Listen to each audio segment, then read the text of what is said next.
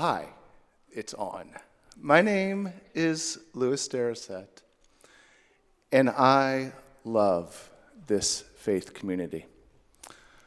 My spouse and I have been members for about 18 years now, and this community has been here for us in so many ways.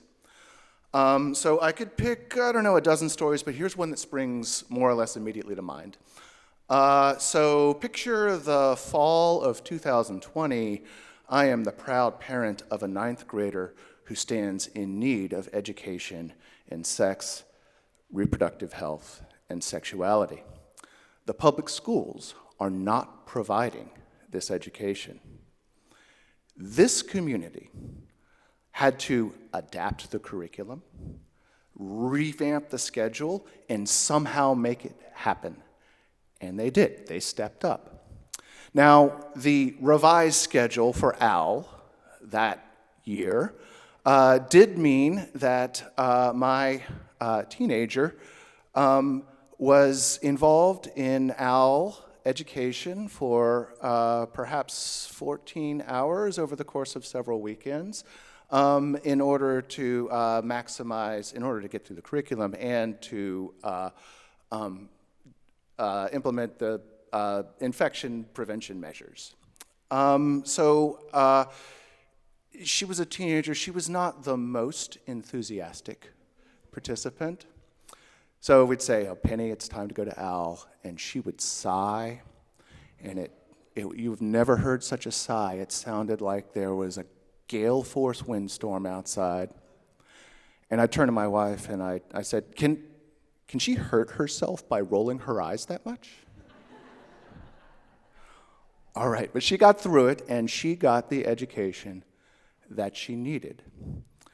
So that's just one of the ways in which this faith community has been here for me and my family. And as I said, I love the community for this. Now, our faith teaches me that love that doesn't express itself in action is empty. And so we do our part to support the life of this community. That's why Penny and my spouse are downstairs helping lead religious education. That's why my daughter Adele is working the camera. And that's why I'm up here talking to you today. So this love for me is not abstract, not at all. I am a white Southerner. And for people who are in that social group, you can learn a lot about them and a lot about where they come from by asking, where were you, or in my case, your parents and your grandparents, in the 1960s when the schools were desegregating? So if Nona's watching on live stream, she knows that we have asked this question. It's not the most polite question, but it can be important to know where you come from. And unfortunately, things going on out there have taken a darker turn recently. I hope that this cup will pass from our lips, but I worry that people are going to be asking us, where were you in the 20s? And I'm very proud to say I have a good answer if this question has to come up. I was here. I answered the call when I was asked to do my part.